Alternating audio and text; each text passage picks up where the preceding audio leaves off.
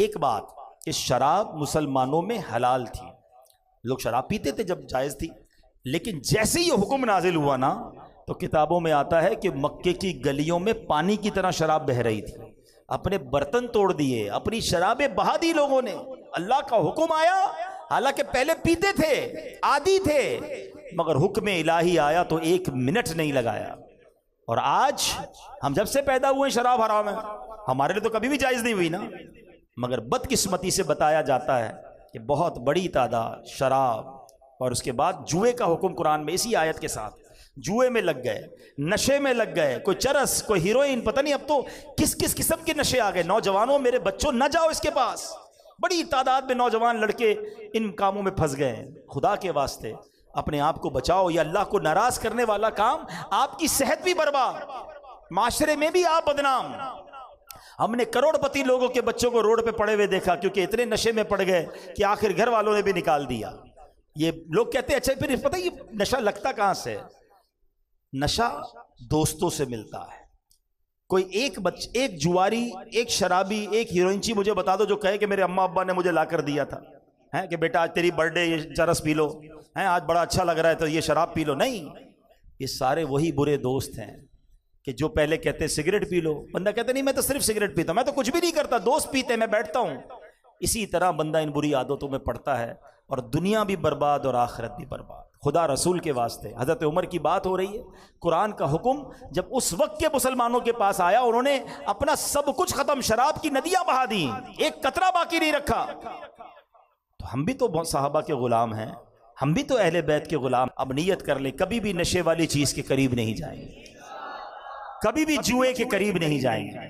और ये जो एतमाद बात करते हैं ना अपने ऊपर, नहीं यार मैं बड़ा पक्का हूं, मैं तो सिर्फ बैठता हूं, मेरे दोस्त जुआ खेलते हैं। ओ अल्लाह के बंदो, उधर बैठ रहे हो जिधर अल्लाह की लानत बरस रही है, हैं?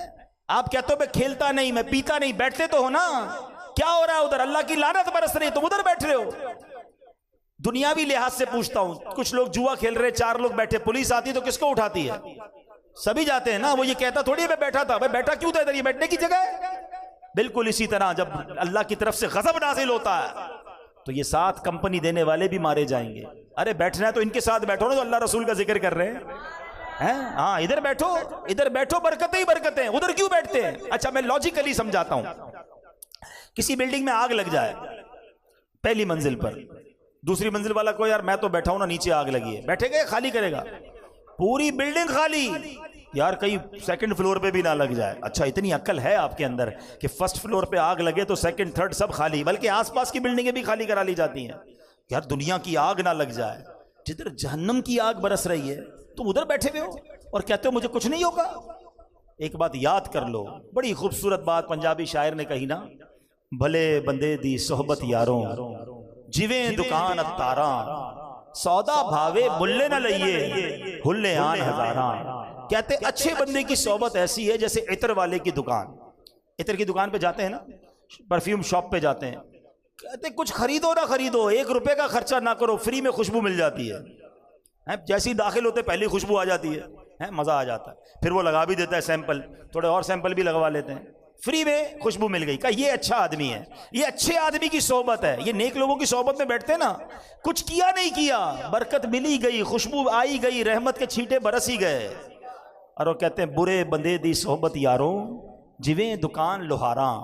कहते हैं बुरे बंदे की सोहबत ऐसी जैसे लोहार की दुकान है। देखिए लोहार की दुकान पहले तो होती थी, अब पता नहीं है नहीं, वो चिंगारियां निकलती थी, वो कोई छुरी तेज करते थे और वो ठक ठक करते रहते थे। हमारे खारादर में मैं रहता था तो वहां भी थी, अब भी होंगी ओल्ड सिटी एरिया में।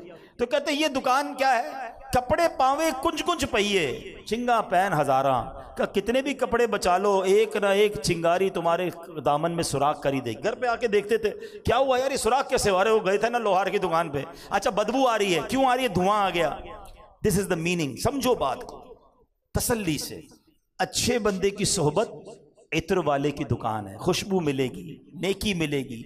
अच्छा एक और इसका डेमोन्स्ट्रेशन कर लेते हैं ना, एक छोटा सा तजर्बा कर लेते हैं। शायद ज़ाहिर या शराबी जुआरी या डकैत तो नहीं बैठे होंगे तो मैं उनसे पूछ नहीं सकता, लेकिन उनसे जब आप पूछेंगे तो आपको यही कहेंगे यार दोस्तों ने लगाया था। लेकिन ये इमामे वाले बैठे हैं, दाढ़ी वाले बैठे हैं, नमाजी बैठे हैं, इनसे पूछ लो किसने नेक बनाया? ये कहेंगे दोस्त ने बनाया। कोई अच्छा दोस्त मिला होगा जो मस्जिद में ले आया होगा।